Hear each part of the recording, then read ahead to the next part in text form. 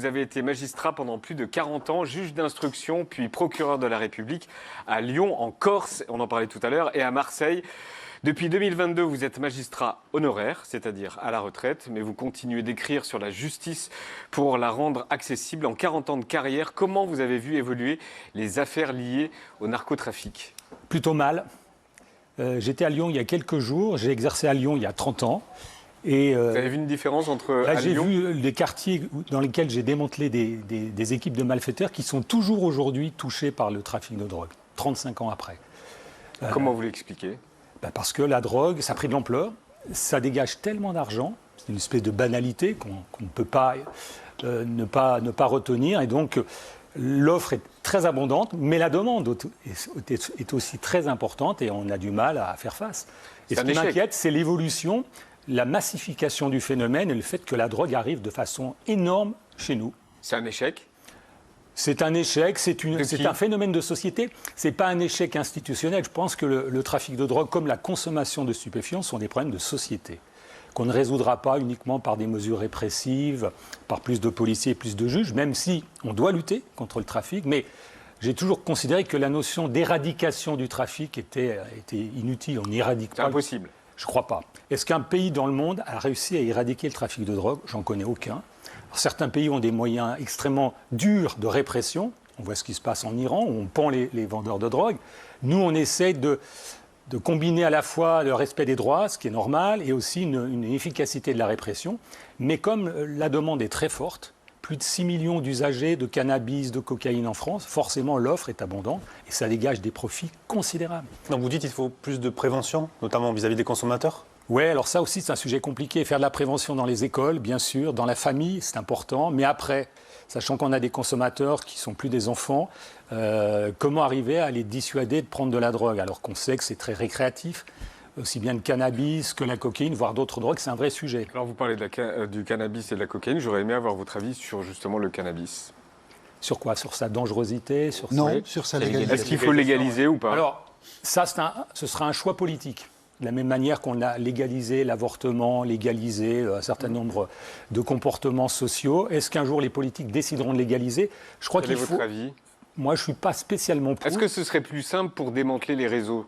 Du coup. Oui, mais il y a une espèce d'idée préconçue qui consiste à dire si on légalise, il n'y aura plus de trafic. Il y en aura moins. Il y en aura peut-être moins. Et il y aura beaucoup moins d'argent noir. Peut-être, mais il y aura toujours une contrebande de drogue. De la même manière qu'il y a une contrebande de tabac qui dégage beaucoup d'argent, on le voit encore aujourd'hui, il y aura une contrebande de produits stupéfiants. Si vous trouvez votre shit dans le bureau de tabac du coin, vous l'aurez moins cher et peut-être de meilleure qualité ailleurs. Et quid de la légalisation des drogues dures ? C'est un vrai sujet. Est-ce qu'on s'arrêtera au cannabis ? Mais on sait que les vendeurs de cannabis vous vendront aussi de la cocaïne, donc c'est pas simple. Et est-ce qu'on a des retours d'expérience des pays qui l'ont fait ? Il semblerait que certains disent oui, il y a une baisse de la consommation, d'autres ils disent non, c'était plutôt attractif. Regardez à la Hollande, qui est avec la Belgique, qui est le lieu d'implantation de la mocro-mafia, des gangs extrêmement dangereux. Ils ont attiré chez eux, par une politique un petit peu indulgente, relativement de prévention, ils ont attiré beaucoup de trafiquants. C'est le problème, et il n'y a pas d'État qui a réussi cette reconversion à changer les choses, parce que c'est ancré. En fait. Dans le monde entier, je crois que malheureusement, il n'y a pas de formule. Et donc, soit les interdits, pourquoi pas, complètement, mais est-ce qu'on interdira la consommation ? Est-ce qu'on luttera contre les usagers ? 6 millions de personnes en France, compliqué. On ne pourra pas se contenter de faire de la dissuasion des bons mots. Chez les jeunes peut-être, chez les adultes je suis moins convaincu. Est-ce qu'on utilisera des moyens coercitifs, répressifs ? On ne va pas mettre en prison les usagers de drogue. Donc on n'a pas de solution à court terme. Et culpabiliser les bourgeois des grandes villes comme le fait Emmanuel Macron ? Sans doute. Ceux qui vont consommer de la drogue en fin d'année, pendant les fêtes de Noël, pendant le 31, sur tout le territoire français. Moi, ce qui m'inquiète, c'est de voir maintenant la banalisation absolue de la consommation. J'étais chez moi à Annecy, je me baladais dans la rue, d'un coup une effluve d'odeur de shit, donc des jeunes qui fumaient comme ça, avec sans doute le sentiment que c'était pratiquement, il n'y avait plus d'interdits. Et ça m'inquiète parce que c'est devenu un phénomène extrêmement massif, et donc derrière vous avez de l'offre. Et ça dégage des profits considérables, des milliards d'euros qui sont réinvestis et on n'arrive pas à lutter contre. Est-ce que la France consomme plus que les autres pays européens? On a une spécificité en Europe? Elle est plutôt grosse consommatrice en matière de cannabis, un peu moins en matière de cocaïne, semble-t-il, mais on est parmi les pays qui aiment bien ce genre, les paradis artificiels, avec l'alcool aussi, qui est aussi un problème. Vrai sujet. Comment entre la drogue en France? On en parlait avec toi, Paul. Elle entre de partout et je voulais commencer par un chiffre. En 2024, 53,5 tonnes de cocaïne ont été saisies par les douanes françaises. Et il y a un lieu où les saisies sont particulièrement importantes, c'est le port du Havre, qu'on surnomme la porte d'entrée de la coke en France et qui fait régulièrement la une des JT. Dans l'actualité également, cette importante saisie de cocaïne dans le port du Havre. Les policiers ont arrêté plusieurs personnes, dont 2 dockers, après la saisie de 64 kilos de cocaïne. Si les trafiquants choisissent le Havre, c'est parce que le port a des lignes de fret directes avec l'Amérique du Sud et les Antilles, là où la cocaïne est produite. La plus grande passoire de France présente aussi l'avantage d'être à quelques heures de voiture de l'Île-de-France, où se trouve un vivier de consommateurs. Mais la cocaïne n'arrive pas que par les ports français. Ailleurs en Europe, le problème est le même. Autre porte d'entrée, le port de Rotterdam, où 26 tonnes de poudre ont été saisies en 2024. Europol estimates that half of all cocaine circulating in Europe is smuggled through Rotterdam. Donc la coke entre en Europe et en France surtout par voie maritime. Les ports sont de plus en plus surveillés évidemment, mais les trafiquants généralement ont un coup d'avance et ils sont très créatifs. Est-ce que vous avez déjà entendu parler du drop-off? Le drop-off, c'est une technique qui est très bien rodée des trafiquants. Ça consiste à larguer des ballots chargés de cocaïne dans l'océan avec une balise GPS pour les livrer à un autre bateau plus rapide qui se chargera de les ramener à bon port. Mais la drogue circule aussi évidemment par les routes grâce au Go Fast, des convois de voitures chargés de stupes qui roulent à toute blinde pour échapper au contrôle. Et pour dissimuler la poudre, tous les moyens sont bons. Les trafiquants la cachent dans des boîtes de conserve, sous un faux plancher, dans un camion, dans de longs tiroirs géants, mais aussi, pourquoi pas, au rayon fruits et légumes. Des dizaines de kilos de cocaïne découverts dans des cartons de bananes. Ce sont les employés de l'enseigne Grand Frais qui ont fait cette drôle de saisie dans plusieurs magasins de l'Est de la France. Est-ce que vous avez le souvenir en tant que magistrat de cachettes comme ça insolites? Bien sûr. Auxquelles personne n'avait pensé? J'avais même un petit musée personnel de toutes les caches particulières, des objets qui ont servi. J'ai tout connu, et notamment à l'époque où il y avait beaucoup d'héroïne, on voyait des choses incroyables. J'ai connu une affaire de bébé mort que la personne avait amené avec elle, dans lequel il y avait de la drogue. Tout a été fait. Dans le bébé? Un bébé, un cadavre de bébé qu'une femme portait avec elle, dans lequel était dissimulée de la drogue. Donc tout est imaginable, sachant que les trafiquants s'adaptent à la lutte qu'on mène contre eux. Donc avec des moyens technologiques nouveaux, il y a des semi-submersibles, des petits sous-marins, on largue par avion, par drone. Oui, mais... C'est pour ça qu'ils ont une capacité technologique coûteuse. Oui, mais on sait que tout se passe au Havre, enfin majoritairement au Havre, et pourquoi on n'arrive pas à faire quelque chose contre ça? On sait que ça se passe là-bas. Vous avez vu que les saisies ont largement augmenté, ce qui est d'ailleurs un indicateur un peu inquiétant. Moi, j'ai connu des saisies par kilo. Maintenant, c'est des saisies par centaines de kilos ou par tonnes, ce qui prouve qu'elle arrive massivement de l'Amérique du Sud. Et donc, pour une tonne saisie, vous en avez 5 qui vont passer. Et ça, comment arriver à contrôler tous les conteneurs qui arrivent au Havre, qui arrivent à Marseille, qui arrivent à Rotterdam? C'est impossible, on peut le dire. C'est quasiment impossible. Il faut beaucoup de corruption et de complicité dans un port. Forcément, il y a souvent des arrestations de dockers, de membres du personnel qui sont au contact, qui évidemment sont des cibles faciles. Si on leur donne 10 000 euros pour fermer les yeux, etc., et ça, c'est aussi un indicateur inquiétant. Il y a une augmentation des mises en cause pénales pour corruption, pour implication dans des trafics, qui montrent qu'il y a beaucoup d'argent et que les réticences morales, elles cèdent devant les propositions qu'on peut faire. Le week-end dernier à Marseille. Un adolescent de 15 ans qui a été tué vendredi et le mode opératoire semble désigner le narcotrafic. Cette terrible découverte à Marseille hier matin d'un corps calciné. Il s'agit d'un jeune homme âgé de 15 ans. Adèle n'avait que 15 ans. Sa mort d'une violence inouïe a plongé les habitants dans l'horreur. Une douille près du corps. Une enquête a été ouverte pour assassinat en bande organisée et association de malfaiteurs. Comment vous expliquez le rajeunissement extrême des auteurs et des victimes ? Oui, j'étais à Marseille en 2010, on a eu plusieurs tueries. On a eu un des points de rupture, c'est le mot maintenant qu'on utilise, d'un jeune de 16 ans qui a été abattu par des trafiquants et un jeune de 11 ans avait été grièvement blessé. C'était en 2010. J'ai connu une tuerie, il y a eu 5 personnes, dont 3 morts, 2 blessés graves. J'ai connu les fameux barbecues, c'est-à-dire qu'on fait brûler le corps pour faire disparaître les indices. Le phénomène nouveau, il y avait déjà donc des jeunes victimes. Le phénomène nouveau, c'est qu'il y a plus de jeunes victimes et il y a plus de jeunes auteurs maintenant. Et pourquoi ? Parce que réseaux sociaux.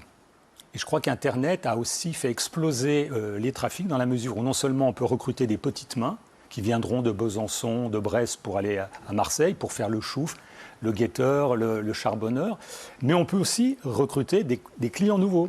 Les fameux Uber Sheet, on va livrer maintenant des clients grâce au réseau, grâce à Internet, ce qu'on n'avait pas avant. Et ça aussi, là où pour le consommateur, il fallait qu'il aille dans une cité un peu difficile, la nuit, eh ben, il peut être livré chez lui. Et la même question, qu'est-ce que la police et la justice peuvent faire ? Eh ben, elle arrête beaucoup de monde. Il n'y a jamais eu Sur les beaucoup de réseaux monde dans sociaux les prisons. On est à plus de 85 000 détenus. Je crois qu'il y a plus de 2000 types qui sont impliqués dans des affaires en lien avec les mafias marseillaises et les groupes criminels. Et paradoxalement, quand on met des gens en prison, des dealers, on peut alimenter les règlements de compte. C'est ça qui est mal connu, puisque quand on met un responsable d'un plan en prison, il va laisser son plan vide et d'autres voudront prendre sa place. Et lui, depuis la prison, il va commanditer un flingage. Et quand l'intéressé va sortir de prison, c'est le clan qui a repris le truc qui va vouloir lui régler son compte. Je l'ai connu, malheureusement. Tout ça, c'est l'argent, c'est la violence. Et si vous voulez être respecté dans ce milieu, il faut être capable de tuer, malheureusement. Et est-ce que le parquet spécial narcotrafic qui va être lancé en janvier va servir à quelque chose, va accélérer les procédures ? Utile, pas suffisant. Les GIRS travaillent dessus. Moi, je m'occupais de la GIRS de Marseille. On avait un beau travail. Et ce que font mes collègues de Marseille est très remarquable et courageux. Mais c'est toujours pareil. Est-ce qu'on n'écope pas On parle d'utiliser les mêmes techniques que la lutte contre le terrorisme. On va développer, ça va faciliter des interpellations, des saisies, mais il y en aura toujours derrière. Moi, j'ai discuté avec des trafiquants. Ils sont prêts à faire de la prison. Ils aiment moins quand on leur saisit leurs biens criminels. Mais d'autres prendront la place. Il y a un tel intérêt, une telle puissance qu'ils vont derrière. Et là, les places vides sont vite occupées et ça se termine par des flingages, malheureusement. Sur les biens dont vous parlez, il y a quelques jours, 82 appartements de luxe liés au trafic de drogue ont été saisis à Dubaï. Comment on organise une opération comme celle-là ? Ça fait mal, par exemple ? Oui, provisoirement. On porte des coups et ça suppose une coopération entre la France et les pays concernés, ce qui n'est pas facile. Il y a des pays qui sont des lieux de blanchiment d'argent, comme Dubaï, pas simple. Ils n'aiment pas que leur image de marque soit un petit peu entachée, c'est pour ça qu'ils collaborent. Mais d'autres prendront la place. À Marseille, en 2013, on a saisi 1 500 000 € en espèces planquées à la cité de la Castellane. Vous voyez ce que ça dégage ? Ça devait être quelques jours de trafic.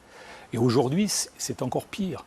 Et quand on supprime un plan, un autre se reconstitue derrière. Et donc l'argent, il est évidemment recyclé à l'étranger, aussi dans des commerces de proximité. Et ça, c'est des masses considérables. Et là, c'est la complicité de certains pays étrangers avec la corruption. Ils vous accueillent, si vous investissez 10 millions d'euros, on vous accueille avec grand plaisir. Je pense à Dubaï ou à Abu Dhabi ou dans certains pays. C'est ça le défi auquel nous sommes tous confrontés. Un mot sur votre dernier livre. Vous revenez sur les grandes affaires que vous avez eu à traiter en 40 ans de carrière. Laquelle vous a le plus marqué ? Parmi l'assassinat du préfet Rignac ou l'affaire Nordal-Lelandais ? Oui, le Nordal-Lelandais, c'était mon dernier procès qui a été jugé en 2022. Le meurtre sordide d'une petite fille on s'en souvient, dans un mariage à 3h du matin. Elle est enlevée, elle est tuée. Et c'est vraiment un personnage qui avait déjà tué un caporal. C'est une affaire extrêmement émouvante que je garde en tête, de voir le portrait de la petite, avec sa petite robe blanche. Et voilà, c'est une affaire qui m'a marqué, qui est une affaire forte. Qui a beaucoup touché les gens, je crois. Dans votre région ? Oui, dans ma région, oui. C'est des moments forts. Vous savez, quand on se lève pour réclamer une peine, vous sentez un poids sur vous. Et finalement, la peine a été prononcée. Il n'y a pas eu d'appel, parce qu'imposer à une famille un nouveau procès, il n'y a pas eu d'appel de la part de Nordal-Lelandais. On a eu de la chance, ça s'est bien passé. C'était encore en temps de Covid. Et ce qui était formidable, c'est qu'il y a eu beaucoup de public qui est venu, beaucoup de jeunes, des étudiants, et qui voyaient peut-être pour la première fois une salle d'audience. Et moi, j'encourage beaucoup vos téléspectateurs à aller voir comment ça se passe dans les palais de justice. Et Juliette aussi, tu fais oui comme ça. Est-ce que je peux vous demander en une phrase, si un gamin vous demande c'est quoi ton métier, vous répondez quoi ? De mettre des vilains en prison. De résumer votre fonction. De poursuivre les gens qui ont commis des crimes et des délits. Alors c'est un peu voilà, et puis d'essayer de faire en sorte que la société fonctionne pas trop mal. Il y aura toujours des vilains, des méchants, des pas gentils, mais il y a aussi des gens formidables. J'en ai rencontré. Il faut rester optimiste sur la nature humaine. Très bien. Juliette, tu nous parles d'un avocat. Oui, c'est un avocat que tu connais assez bien, Yann, puisqu'on l'a beaucoup vu cette semaine dans hier. ta chronique, dans tes faits du jour. Cet avocat s'appelle Seydi Ba. Son grand dossier du moment, le cambriolage chez François Hollande et Julie Gaillet. Son client est un des cambrioleurs qui a pénétré dans le domicile de l'ancien président. Il tente d'ouvrir la porte et la porte s'ouvre. Donc il pensait que c'était un squat. Et il pensait absolument pas qu'il était chez un ancien président de la République. Alors, avouons-le, ce dossier... Avouons-le, voilà, merci Paul. Ce dossier nous a beaucoup fait marrer depuis quelques jours, mais il ne fait pas rire un homme. Cet homme, c'est Jordan Bardella. Mardi, voilà ce que le président du Rassemblement national a tweeté. Tout mon soutien à François Hollande et Julie Gaillet. Souhaitons que ces 2 délinquants soient expulsés vers leur pays d'origine après avoir purgé leur peine. Un tweet qui a fait réagir l'avocat qui a répondu illico à Jordan Bardella. Dans cette affaire, mon client n'a pas de casier judiciaire, il n'est donc pas un délinquant, contrairement à ton parti, contrairement à ta patronne. Prière de respecter sa présomption d'innocence, elle ne vaut pas que pour ceux qui détournent l'argent des Français. Voilà, le clash est enfin lancé. Ça nous a donné envie de s'intéresser à ce profil de cet avocat, Seydi Ba. Il y a un an, le jeune avocat a été repéré par le prestigieux magazine américain Vanity Fair. Il figure parmi les 25 personnalités de moins de 30 ans qui feront 2025 l'occasion d'apprendre qu'il aurait pu devenir handballeur professionnel. Alors aujourd'hui, il enchaîne les affaires de terrorisme, de grand banditisme, de trafic de stupéfiants et donc aussi de cambriolage. On a voulu le rencontrer, alors sans grande surprise, on a pris la direction du tribunal de Paris pour aller à sa rencontre. Bonjour maître. Enchantée Juliette. Bonjour. Ça va, vous allez bien? Ça va et vous? Pourquoi vous êtes là aujourd'hui? Pourquoi on se retrouve au tribunal? Alors, je suis venu pour une affaire de comparution immédiate, une sombre histoire d'enlèvement. Nous, on voulait revenir sur l'affaire du cambriolage visant l'ancien président, une affaire où il intervient en tant que commis d'office. Moi, j'ouvre le dossier, vol en bande organisée, je me dis que c'est assez commun. Ensuite, je vois victime François Hollande, Julie Gaillet, je me dis, c'est peut-être un peu plus salé que d'habitude. Si c'était François Hollande qui vous avait appelé, vous auriez dit oui? Alors, j'aurais dit oui et j'aurais facturé un peu plus cher. Suite à ce dossier de cambriolage, on l'a vu, Jordan Bardella a réagi sur X, Seydi Ba lui a répondu assez sèchement. Si les politiques vous répondent jamais, est-ce que vous pensez vraiment que ça sert à quelque chose de tweeter? Ouais, non, mais ils répondent parfois pour me dire que je suis un gauchiste, que je suis trop politisé, etc. Mais bon. Est-ce que vous êtes gauchiste et trop politisé? Alors, on n'est jamais trop politisé. Il faut être politisé, il faut s'intéresser à ce qui se passe dans notre pays. Et est-ce que je suis gauchiste? Bon, si je le suis, je ne savais pas. Mais Seydi Ba ne clash pas seulement le RN, il n'hésite pas à tacler Bruno Retailleau, Gabriel Attal, Rachida Dati et même son propre ministre, le ministre de la Justice, Gérald Darmanin. Mais est-ce que vous trouvez que c'est votre rôle d'interpeller les politiques comme ça sur Twitter? Alors moi, ce sera toujours mon rôle, déjà en tant que citoyen. Ensuite, en tant qu'avocat, on va dire une de nos valeurs, c'est la liberté. Donc je suis libre de le faire et puis je le ferai et je continuerai à le faire. Donc voilà, cet avocat continuera à tweeter et on continuera de le suivre. Vous le trouvez comment, cet avocat? Il est bon. Ils ont un avantage, les avocats, c'est qu'ils ont une totale liberté de parole, ce qui n'est pas le cas des magistrats, devoir de réserve. Vous le regrettez? Non, mais ça fait partie du jeu, ils peuvent s'exprimer. C'est bien d'avoir des jeunes brillants comme ça. Après, il verra au fil du temps que ce n'est pas aussi simple. De temps en temps, les clients peuvent décevoir aussi. Est-ce que ça vous fait mal, tout ce qu'on dit autour de la justice depuis quelques semaines, quelques mois? J'ai toujours été habitué. Vous savez, la justice, on la trouve toujours trop laxiste quand elle tape sur le voisin, mais quand elle vous tape dessus, là, vous trouvez qu'elle est trop sévère. Donc c'est très relatif, en fait. L'indulgence, c'est toujours pour soi-même, jamais pour les autres. J'ai connu des gens qui trouvaient qu'on était trop indulgents, mais le jour où ils ont été mis en cause, alors là, ils ont tout fait pour obtenir l'annulation du dossier. Ils ont éreinté plusieurs avocats. Vous pensez à qui? À certains. À certains personnages dont j'ai croisé la route, mais c'est assez normal. Nous, on pensait au procès Sarkozy, les critiques, tout ça. Qu'est-ce que vous en avez pensé du procès Sarkozy? Il y a toujours des critiques quand la personne condamnée est une personne connue. Non, c'est pas ma question. Oui. Vous avez pensé quoi de la condamnation, la manière dont ça s'est fait? Il y a un appel, on verra ce qui va être décidé en appel. Non, mais je veux dire, on ne sait jamais. Dans ce type d'affaires, on n'est jamais certain qu'il y aurait une condamnation en appel. C'est toujours des faits contestés. Vous remarquerez que dans ce type de délinquance, les faits ne sont jamais reconnus par les intéressés. Donc on verra ce qui sera décidé. Donc voilà, je ne peux pas vous en dire plus. Et puis en plus, je ne connais pas le dossier, donc si ce n'est comme citoyen ordinaire. Merci Jacques Dallès. Merci à vous. Je rappelle votre livre sur les chemins du crime, et c'est chez Mareuil Éditions. Merci beaucoup, à bientôt.